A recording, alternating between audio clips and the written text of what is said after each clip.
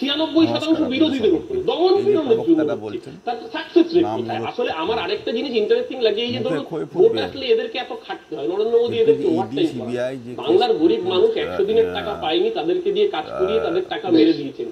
যে ED CBI অফিসাররা এখানে ওভারটাইম করছেন, দিওয়ালির আগে তাদের বোনাসটা আবার মেরে দেবেন না বাংলার মানুষের 100 দিনের টাকার মতো? এইটুকু আবেদন রইল। দ্বিতীয়ত, আর একটু আগে ঘটনা আগের পরে জানতে পেরেছিলাম ওনারা নাকি সিমলা বিরিয়ানি খেয়েছিলেন।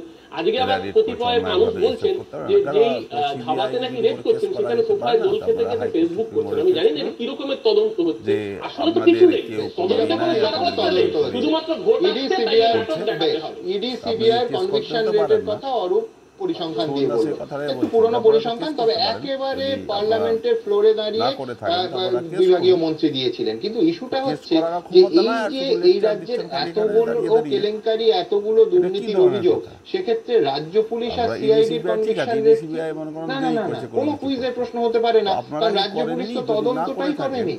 তদন্তকে কোর্ট সন্তুষ্ট হয়নি বলেই তো এতগুলো দুর্নীতির তদন্ত শেষ পর্যন্ত কোর্টের রায় সেই ঘুরে ফিরে কেন্দ্রীয় এজেন্সির কাছে চলে গেল। তবে বিজেপি সংক্রান্ত উত্তর সজল না, দেখুন আমি যেটা বলি সেটা হচ্ছে যে এরা যেটা বলছিল যে তাপস রায়কে নিয়ে বলছে, তাপস রায়কে প্রথমত কোনো বিরোধী দল আক্রমণ করেননি।